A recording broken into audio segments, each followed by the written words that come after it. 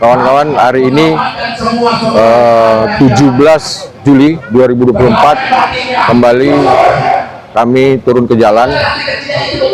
Koalisi Rakyat Batam yang terdiri dari gabungan Serikat Buruh, Serikat Pekerja, dan Partai Buruh meminta kepada pemerintah untuk mencabut Undang-Undang Cipta Kerja yang saat ini sedang berlangsung sidang mendengarkan kesaksian dari kawan-kawan yang terdampak dengan Undang-Undang Cipta Kerja, khususnya PHK, Alidaya, dan upah. Ini yang menjadi concern kami di dalam Undang-Undang Cipta Kerja, dan kami yakin para pengadil atau para hakim akan mengabulkan gugatan atau permohonan judicial review mengenai Undang-Undang Cipta Kerja ini. Adapun beberapa hal dalam Undang-Undang Cipta Kerja ini yang menurut kami tidak sesuai dengan etika hukum. Kenapa? Karena undang-undang ini lahir sejak 2020, sudah menjadi permasalahan, sudah menjadi konflik di antara buruh dan pengusaha. Artinya, apabila undang-undang sedang digugat, maka sejogjanya lah kita mengikuti undang-undang yang berlaku, yaitu Undang-Undang 13. Itu etika dalam hukum. Cuma di sini pemerintah memaksakan dengan mengeluarkan beberapa peraturan pemerintah sebagai petunjuk pelaksana jalannya Undang-Undang Cipta Kerja, yang sejak awal kita sudah keberatan hingga sampai akhir hari ini. Makanya kami juga mohon kepada pemerintah agar supaya bisa mengembalikan atau mencabut Undang-Undang Cipta Kerja ini, khususnya klaster ketenagakerjaan. Sudah cukup sejak 2020 sampai sekarang 4 tahun kaum buruh menderita, kaum buruh tersakiti oleh lahirnya Undang-Undang Cipta Kerja ini, yang mana hubungan kerja tidak ada batas waktu, sedangkan undang-undang yang sebelumnya itu ada batas waktunya 2 tahun, 1 tahun, 2 tahun lagi, lalu dipermanen. Undang-Undang Cipta Kerja tidak ada batas waktu. Lalu belum lagi terkait dengan pemutusan hubungan kerja. Pemutusan hubungan kerja dengan adanya Undang-Undang Cipta Kerja ini tidak ada lagi ruang bipartit untuk serikat pekerja berunding dengan manajemen, langsung karyawan bisa di PHK.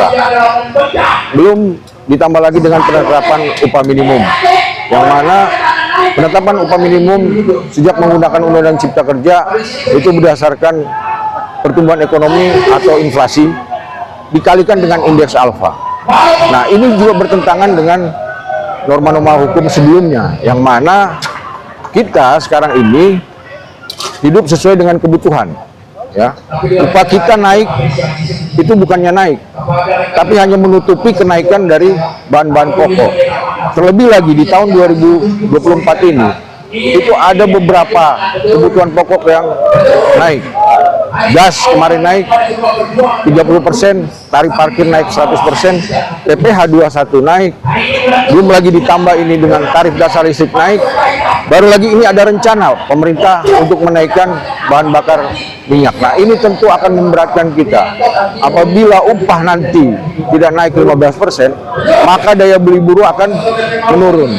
Ketika daya beli akan menurun, maka inflasi itu akan naik.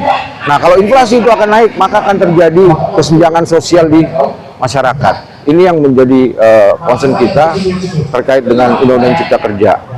Baru yang berikutnya terkait dengan alidaya atau outsourcing. Kawan-kawan alidaya atau outsourcing ini tidak mendapatkan hak sama seperti pekerja yang PKWT atau PKWTT. Kenapa? Karena mereka direkrut dari outsourcing. Upah mereka cenderung dibayar di bawah upah minimum. Hubungan kerja mereka cenderung lebih pendek. Baru jaminan sosial mereka itu tidak terjangkau, sehingga ancaman-ancaman mereka untuk di PHK, ancaman mereka untuk tidak mendapatkan jaminan sosial, jaminan upah, itu betul-betul mereka rasakan. Oleh sebab itu, kami menolak praktek-praktek alidaya yang tidak sesuai dengan Undang-Undang Dasar 1945. Lalu yang terakhir, tuntutan kami adalah mengenai mencabut Undang-Undang Nomor 10 Tahun 2016, khusus pasal 40 ayat 3, yang mana hanya partai politik yang memiliki kursi yang bisa mencalonkan kepala daerah. Tapi bagaimana dengan partai politik yang memiliki suara tapi tidak memiliki kursi? Ini tidak diberikan ruang atau tidak diizinkan untuk mencalonkan atau mengusung calon kepala daerah yang akan berlangsung bulan November nanti. Nah, Undang-Undang 10 tahun 2016 ini itu sudah pernah ada rujukan MK, yaitu MK nomor 005 tahun 2005. Makanya di MK tersebut semua partai politik itu baik yang memiliki kursi ataupun tidak memiliki kursi punya hak untuk mencalonkan kepala daerah. Nah, sejak ada pilkada serentak, maka hal ini dihapus, dirubah hanya memiliki kursi saja, sedangkan yang memiliki suara itu tidak punya hak. Nah, makanya ini yang menjadi presiden buruk bahwa penurunan demokrasi di Indonesia ini sedang berlangsung. Tidak ada lagi persamaan hak untuk hukum bagi partai politik itu hilang. Itu yang saat ini sedang digugat oleh beberapa partai politik, khususnya oleh partai buruh. Mudah-mudahan hakim bisa memutus lebih lebih adil lagi agar ini kan sudah ada putusan MK sebelumnya, jadi bisa dibatalkan seperti itu.